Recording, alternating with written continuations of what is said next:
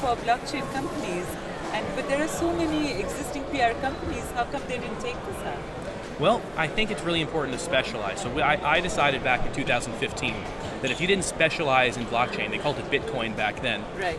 you couldn't really understand enough to actually make a difference. And so I decided at the time to do that, and I started working with Bitcoin ATM companies, Bitcoin hardware wallet companies, Bitcoin software wallets, Bitcoin exchanges. And we've gone from a one-man shop to now about 35 employees in 2 countries, and we currently serve about 60 companies in the blockchain space.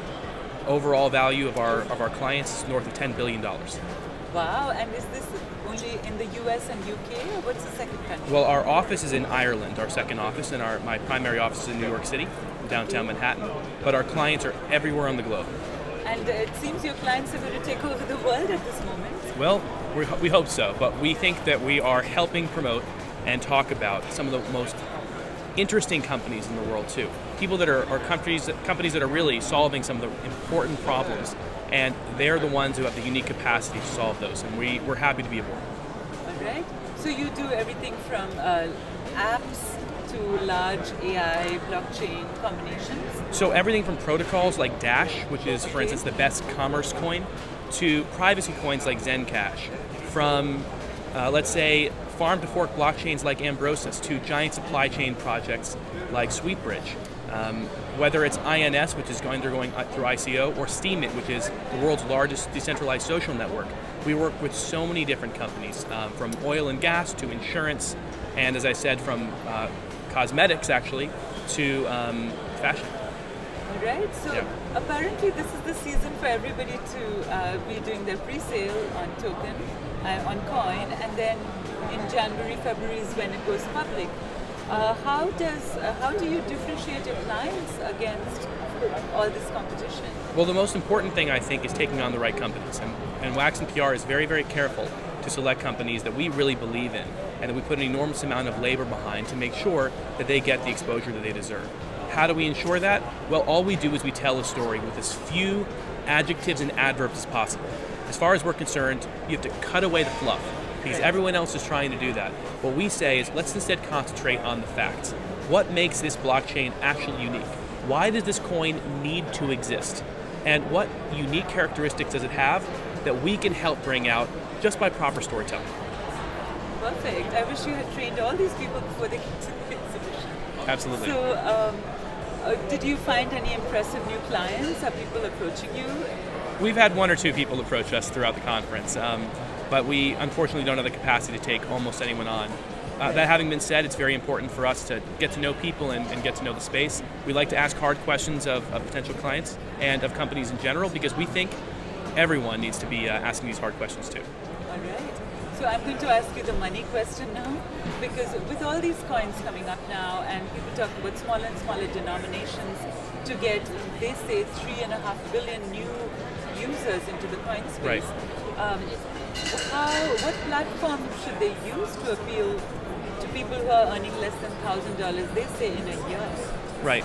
So what it comes down to is we need to reduce the amount of friction required to get into coins in the first place. So you can keep trying to build all sorts of new blockchains, and whether you're using protocols like Ethereum or Lisk or whatever it might be to build a dApp, the truth is we need to reduce that friction.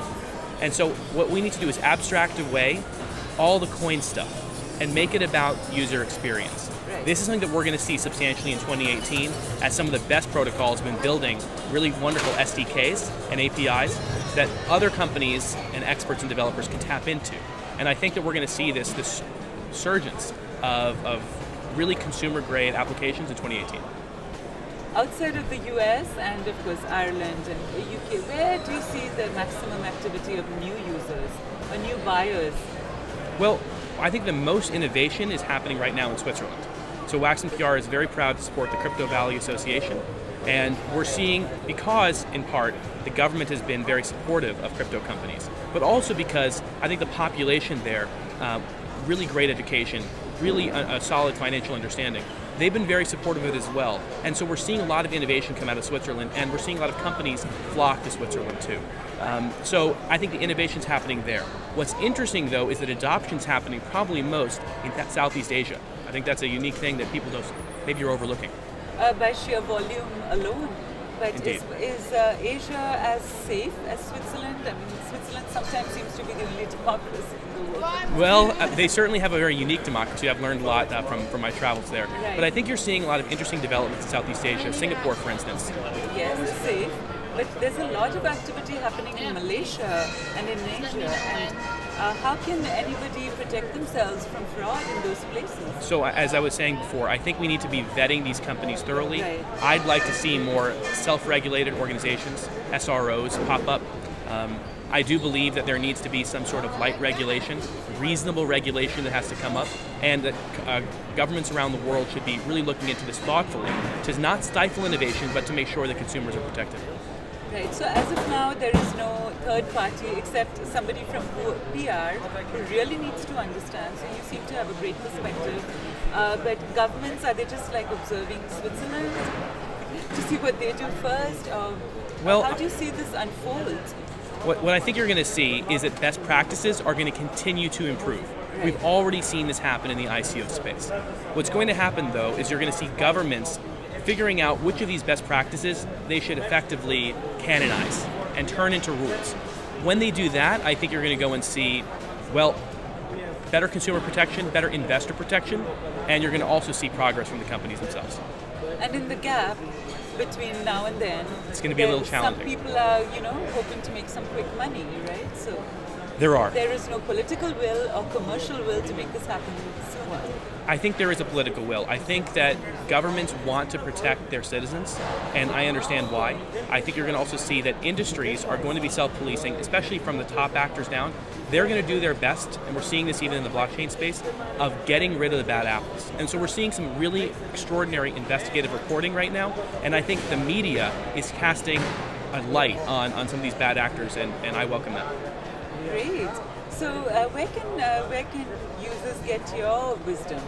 Do you have a blog about this? Because you seem to know a lot. We don't yet, but people can find out more about Wachsman PR at www.wachsman.com to learn more. And are you going to have your own token at some point? No, definitely not. I'm very happy to support about 60 companies in the space right now, and I think it's a better use of my time. All right, more power to you. Good luck. Thanks so much. And see you here next year. Absolutely. Thank Thanks you. for having me.